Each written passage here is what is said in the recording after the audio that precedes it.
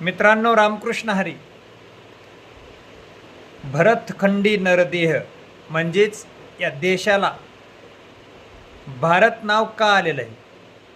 तर भरद्वाज राजाची कृपा आहे. म्हणून त्या भरद्वाज राजाच्या कार्यसिद्धीमुळे आपल्या या देशाला भारत नाव पडलेलं आहे. त्याच्यानंतर ही भूमी, महाराष्ट्र भूमी, ही साधू संतांची भूमी आहे.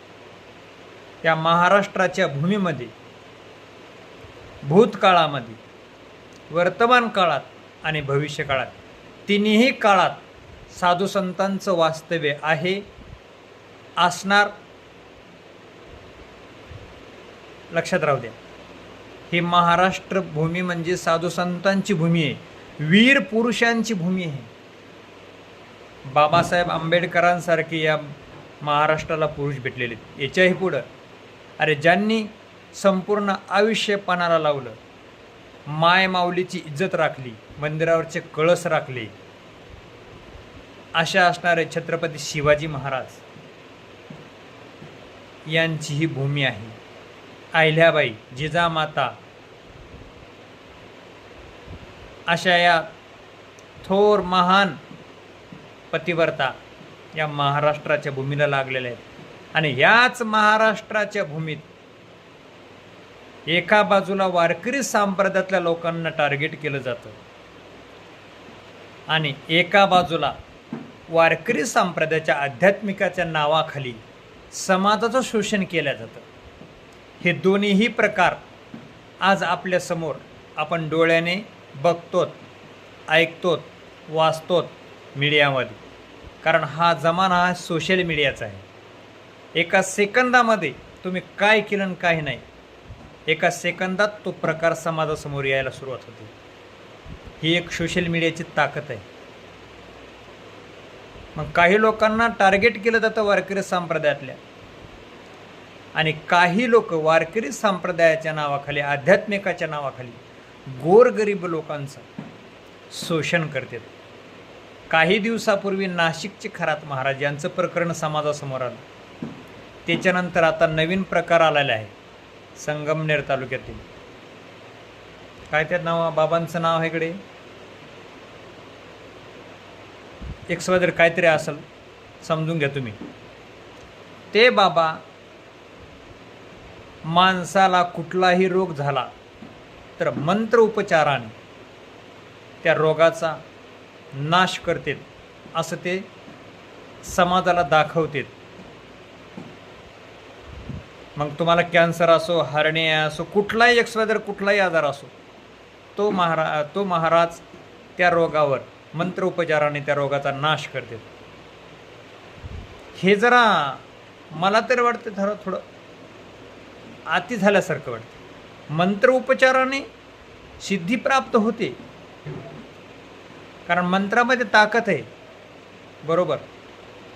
पण त्याच्याकरताही ते मंत्र, त्याचं अनुकरण, त्याचं पालन आणि त्याचे नियम हे देखील त्या व्यक्तीने केले पाहिजे. पण मंत्र उपचाराने समोरच्याच्या शरीरावरचा रोग नाहीसा करू शकत नाही. हां, स्वतःचे कर्म, स्वतःचं पाप नाहीसं करू शकतो, पण दुसऱ्याचं पाप, दुसऱ्याचा रोग तुम्ही नाहीसा करू शकत नाहीत. हे ताकद नाही तुमच्यात, कारण तुम्ही कलियुगातले आहेत. तुम्ही काय द्वापार युग त्रेतायुगातले लोक नाहीत की ती ताकद, ते सामर्थ्य तुमच्यात असायला. कारण पैशा करता करताय तुम्ही, म्हणजे याचा अर्थ धना करता, म्हणजेच लोभ आहे तुमच्यात. आणि मुळात ज्याच्यापाशी लोभ आहे त्याच्यापाशी पाप आहे, कारण पापाचा बाप हा लोभ आहे. हे मी सांगितलं, लोभ मुलाने पापाने व्याशितो रस मुलघा, स्नेह मुलाने दुःखाने त्रिणी त्यक्त्वा सुखी भवेत. अरे ज्याच्यापाशी लोभ आहे ना, त्याच्यापाशीच पापाची निर्मिती आहे. आणि कलियुगामध्ये असा कोणीच नाही की तो बिनलोभी आहे म्हणून. म्हणून ते बाबा जे करतात, लोभाकारणा करतात, पैशाच्या हेतूनं करतात, समाजाचं शोषण करतात. आणि त्यांच्या मंत्र उपचारावर समाजाचे ते कधीच दुःख दूर करू शकत नाहीत, कारण ते स्वतःची झोळी भरतात. म्हणून अशा पाखंडी लोकांच्या शब्दावर विश्वास ठेवू नका, कारण हे लोक तुम्हाला भावनिकतेच्या रिंगणामध्ये उभं करून तुमचा छळ करायला सुरुवात करतील. कुठंच जायची गरज नाही. स्वतःची कर्म चांगली राहू द्या, नीतिमत्ता चांगली राहू द्या, जीवन साफ जगा. तुम्हाला कोणाच्या दारात जायची गरज नाही, कारण आपले महापुरुष आणि आपले साधू संत खूप श्रीमंत आहेत. यांच्यावर विश्वास धरा. तुकोबारा म्हणतात, न लगती सायास जावे वनंतरा, सुखे येतो घरा नारायण. कोणापुढे हात पसरू नका. तुमच्यात ताकद आहे, तुमच्यात सामर्थ्य आहे. तुमचा रोग तुम्हीच नाहीसा करू शकता. तुका म्हणे पापी जाती,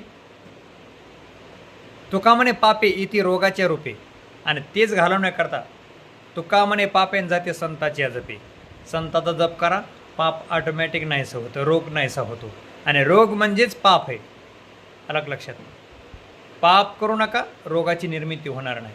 म्हणून अशा पाखंड लोकांच्या आहारी पडू नका आणि बळी भरू नका. एवढंच सांगेल. रामकृष्ण हरी.